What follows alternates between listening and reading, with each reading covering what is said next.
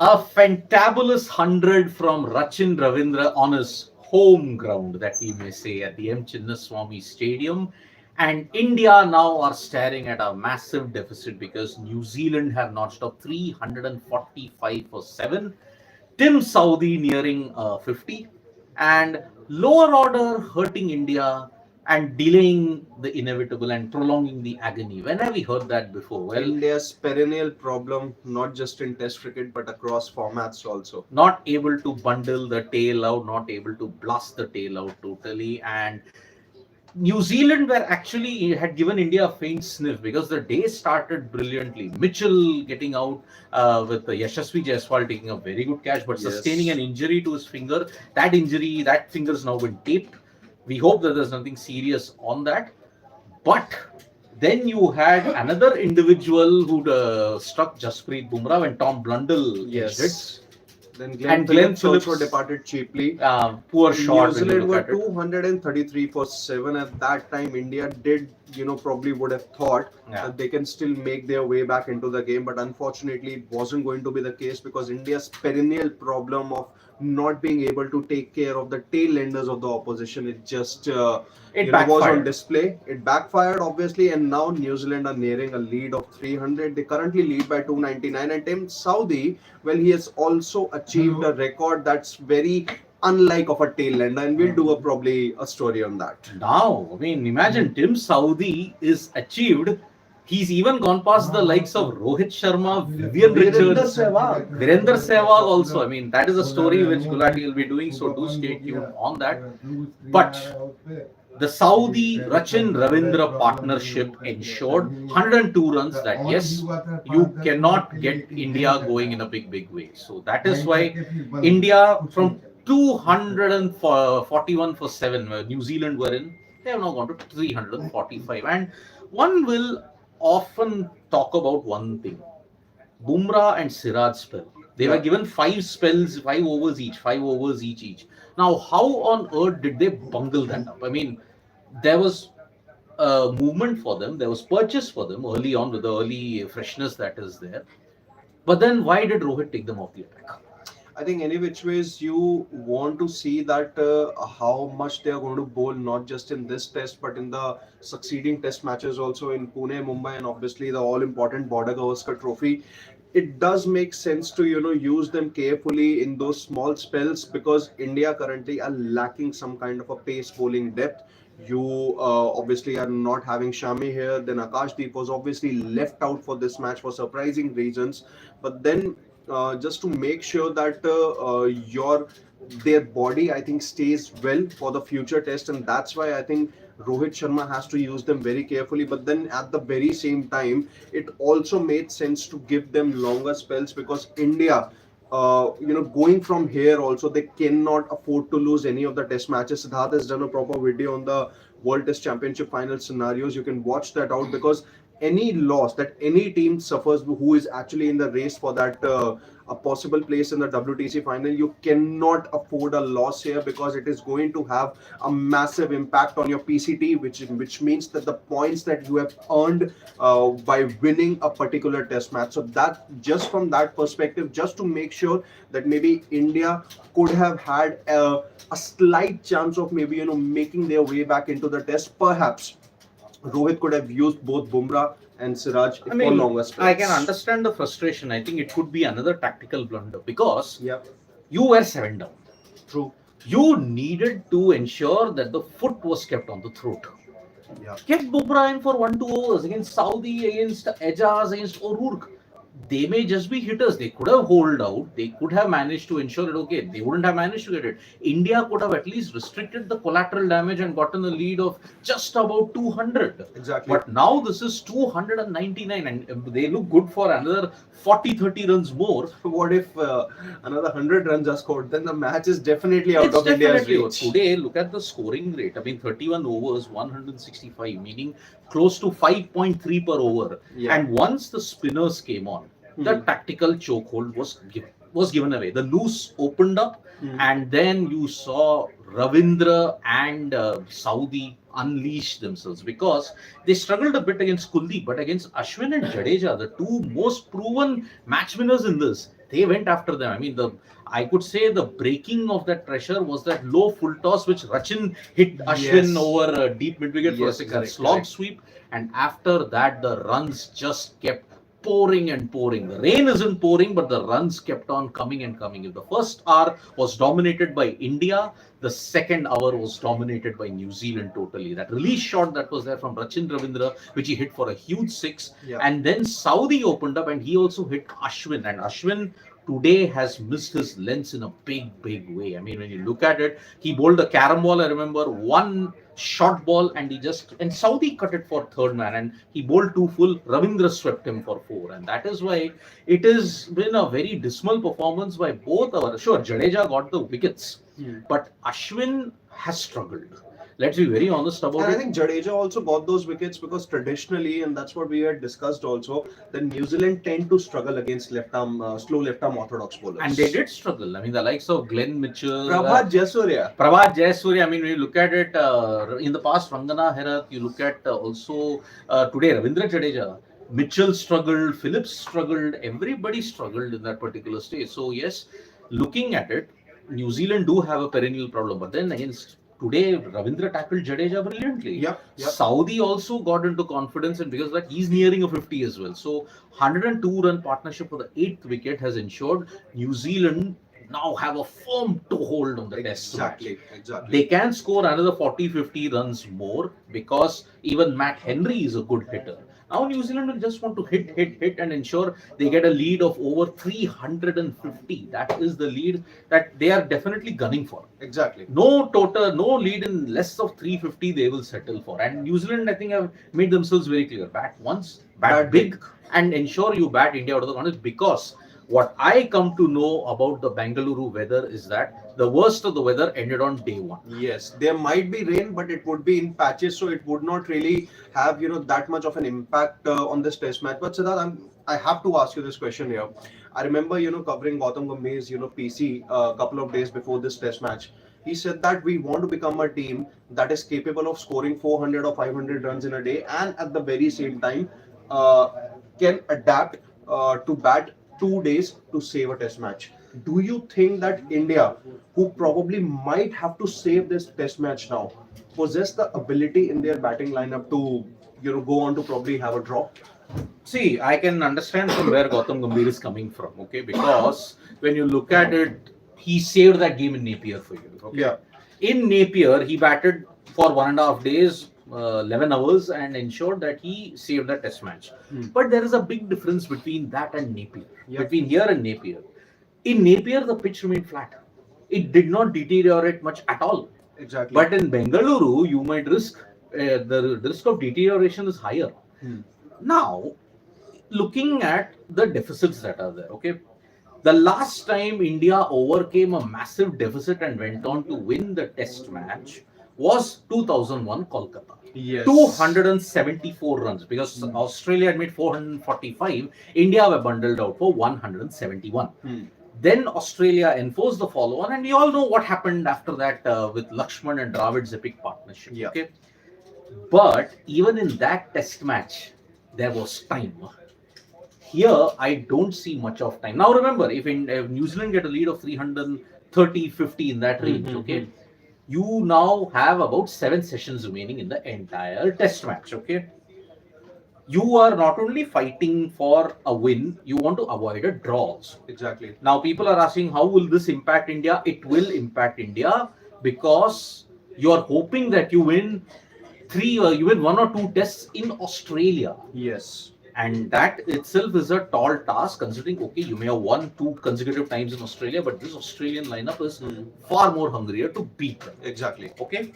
Now, if you want to get a win, you need minimum 2 sessions. Yes. And you have to get a lead in excess of 150. Which means 500 plus. Yes, if New Zealand finish about at a lead of 350 or 370 odd, India would definitely have to score more than 500, even close to 550, so as to set that target of around 160 or 170 for New Zealand. Because in Bangalore, traditionally we have seen that batting fourth is definitely not easy. if you have to go back maybe to the most recent test match that took place at the M. Chinnaswamy Stadium, I can only think of India versus Australia that took place in 2017 Border Gavaskar Trophy. Australia had to chase about 180 odd in the fourth innings, and they were bundled out for 120 odd. They lost by 75 runs. Yes. Ashwin taking 6 wickets. But the problem here is that Chinnaswamy wicket was already a ranked turner. Yes. It was difficult to bat on, and it took something special from KL Rahul. And even Ajinkya Rahane and Cheteshwar Pujara in the second innings. Nathan Lyon took 8 wickets. Then Ashwin took 6 wickets in the fourth innings. Yes. But here, it looks as if it's a typical India deck wherein the first session is a bit tough. After that, it steadies down, and then you have to work hard for your wickets. True. So the first hour of each of the first session of the day is your key. India totally lost the plot in the first hour of the first session on day 2 because they lost 5 wickets, and the remainder of the 5 wickets they were just throwing their wickets away. So in that sense, it is a very, very important thing that we are seeing. India have a deficit of 300, the most that you have ever conceded, and the last time you did that was 23 years ago. Yep. 274 was the deficit that you overcame. But here, imagine India are batting on a wicket which will deteriorate from day 4 onwards. And the ball is actually keeping low a lot. Yeah. It's not really happening on a consistent basis, but then there is this occasional invariable bounce that is being on witness. And Ajaz Patel, remember, he can do something on this Indian wickets. He's got a perfect 10. Yeah, the last time he visited India, he took 10 wickets.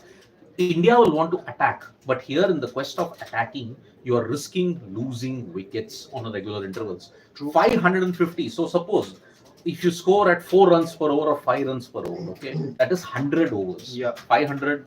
Just I'm assuming a hypothetical situation. 100 overs. Okay, you are giving yourself then 4 sessions to bowl New Zealand out, which can happen. Yeah. Okay, but can you score 500 in 100 overs in the 4th day of the test match? It will take something extraordinary. Absolutely, and there is still a lot of juice in the pitch, because if New Zealand bowlers would definitely once again be licking their lips for that matter, because it may not swing that much like it was in the first innings on day 2. But then weather obviously it's going to remain pretty much cloudy, and maybe sun is going to be out there. Not those threatening clouds, dark clouds. It's going to be white clouds only. But then for New Zealand pace bowlers, I think the kind of Willow Rook I think is going to be an important factor for them, because with his height he can actually generate that steep bounce that is still on offer. But then come day 4 and day 5, I have a feeling that we are going to see a lot of low bounce. And Rohit Sharma was asked the question, I mean, a tall fast bowler troubling you. I mean, he replied you've seen a very humorous way. He said, yeah, you all will then run the article, left arm pacers can hurt India, tall pace bowlers can hurt India, anybody can hurt India then. So it's basically in the press conference, he tried to mask his hurt. He did it to a certain extent, but I'm sorry, he misjudged the pitch totally, and it's an admission. Yeah. Rohit has made an admission that he clearly blundered and it was hurting. Okay. Now the tactical noose that Rohit had to show today under pressure, that went missing. True. Rohit today, after the first hour, when you could not ensure Bumrah had a kind of a sustained spell, get to Saudi, get to the tail, blast them out, and ensure your lead is not over 200 or 250. Exactly. You've done neither, and now you are in huge problems. And that's what Ashish Ranjan has basically asked us. Let's take some comments now. Don't you think it's poor captaincy from Rohit Sharma? Just what Siddharth also mentioned, right from the toss to not bringing Bumrah just before lunch. Okay. Toss is a mistake, but it is a decision, it's a misjudgment. We can't hold a captain responsible for it. I'll tell you why. Because it is a huge situation. Suppose if he had gotten the pitch reading correct and the batsmen had applied themselves, then it would have been different. And that's what even I also said at the post-day session yesterday, that had India score at the end of the day would have been 246 for 3, we would have said that it's a bold call from Rohit Sharma. So on the toss front, I disagree. But today, tactically, he was all over the place. I'm sorry. Rohit Sharma was not on the mark when it came to tactics today. So yes, I think it will be a very big problem that you're looking at it. So, Austin Kuna saying, no team has ever won a test overcoming a 300 plus first innings lead. New Zealand has never lost a test after a 200 plus first innings lead. Rohit looks clueless. He could try to get Bumrah early on, at least an over before lunch. Well, See, the new ball is now happening. Okay, the new ball will now be taken, and then you'll get the overs necessary. I think under 10 overs, New Zealand may score about 40 runs and get bowled out. So in that way, you are seeing now the tactic might be like take the new ball, blast the tail out, ensure you don't get a lead of over 350, because if you get 350, then it is a huge problem. Yeah. Satnam Bedi, 36 all out goes to Kohli, but 46 all out, it's team fault according to no Satnam Bedi. You are absolutely totally wrong. You are totally wrong because 36 all out, look at the context of it.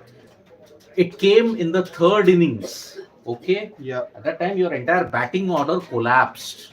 You already had scored 200. Okay? Here in the first innings itself, you got bundled out for 46. There's a massive difference. So, Satnam, I understand that you have individual loyalties, but I'm sorry. Look at the context. You missed the context totally in that sense. If you're saying that, oh, we want to favor one person, we want to favor another person, no, it's nothing like that. True. Freaking awesome has a comment. I think India need a swing bowler like Deepak Chahar, Irfan, Praveen, Bhuvi, Sandeep to exploit swinging conditions to the fullest, even if there is some juice left in the pitch. Here, there is nothing of swing in the air. Akashdeep would have been very useful in these He conditions. could have been. Seaming around. Yeah, we could have been. See, again, it's a big problem because swing bowlers and all, there's a reason why now you've got hit the deck bowlers, because I think you'll get maximum purchase from the deck. Swing bowling in that sense, sure. Even Akashdeep is hit the deck. He's not True. a swing bowler. as He's such. more of a seam bowler. Yeah, so that is why, look, if there is overhead conditions, then fine. Then swinging conditions comes in. But then in a hit the deck situation, I don't think it might happen. But yeah, now who is there? Deepak Chahar's injury is, I mean, he's not fully fit for the rigors of Test cricket. So we have all known at this point. So Sham Gujar has a question. Is there any ray of hope? Well, it doesn't really look like now. Had India gotten New Zealand all out for about 250 odd, then I would have probably said that, there is any hope. And that's what even I said yesterday, that I would want to wait it out till the first session before I make my prediction.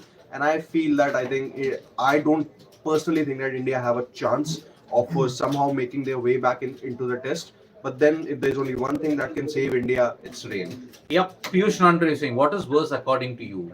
To me, 8-23 at home or 46-10 at home or 36 away, or losing two back-to-back BGT at home even after 36 for 10.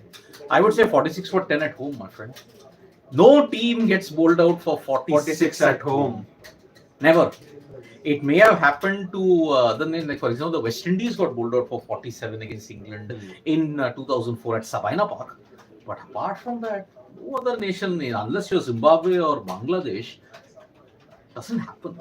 Doesn't happen at all. I mean, England got bowled out for 58 in Auckland in that pink ball test. Yes, but they were 27 for 9. Yeah, England Imagine. also were bowled out for 51 against West Indies. Yeah, and Yeah. 47 Australia were bundled out for 47 in Cape Town in Yes. that absolutely mind-blowing test match. So, which is the other comment that we can take? Nikhil has a comment. Nikhil, is India test final in jeopardy after this test seems to end in loss for India? Nikhil, you can check that video out that I did. Yes. You will lose 6 percentage points, okay? You might still very well win the series, but the weather even for Pune is dodgy. Now, if that ends in a draw, it's a disaster then, because you are then having to hope that you win Mumbai and then you win 2 out of 5 tests in Australia. True. Can happen, but it's very, very dodgy. So, King D has a comment. Match is getting over today itself. The most embarrassing moment of Indian cricket's history. Well, I can tell you with utmost surety there have been more embarrassing moments. exactly. I don't think it's ending today though. But Yeah. and Sridhar Savega, forget winning. It would be a miracle if India draw this test. Yes, it will be an absolute But it will miracle, be an aided by absolute, the absolute achievement if India can do this. aided by the elements. You have to get that. Otherwise, this is a result-oriented I think we wicket. can take one more comment. Yeah, exactly. We can take one more. I think we've taken all of this. Yeah. Lot of comments, but it's all the Satnam. same. No, I've taken Okay, Satnam. I've taken really? Satnam. So Sarthak Arya is saying we need 550 odd on board and then defend 200. Yeah, this is not video game cricket, yeah, Sarthak. I mean, we need 550, but on this wicket, let me be very honest about it. 550, if you take, how many overs will you bat for? 120. You need to bat 120 overs for 550. More than 100, obviously. More than Which 100. is more than a day. Unless you go absolutely ballistic, 90 overs, you score at 6 runs per over. Okay. But still, one whole day is getting over that. If that happens, 90 overs, 6 runs per over, if you score and get to 515 within one day, then and only then you got a chance to reverse the entire. Exactly. Okay. But yes, if India can change history like what they always are wanting to do, it could happen. But then 550 on this Chinnaswamy wicket in the fourth day looks tough. Looks very It does tough. look tough. I think even if you get a total of 450, even a 120, 130 chase, there'll be nerves all around. True, true. Because on a wicket which is seaming and swinging and spinning also, who knows what can happen. Exactly. So that is the current situation when you look at India versus New Zealand. Ravindra, the hometown. Let's speak about him here. What an innings! I mean, the way how he utilized the crease, the wrists, the way how he tackled the lengths of Ashwin and Jadeja brilliantly. I mean, a gem.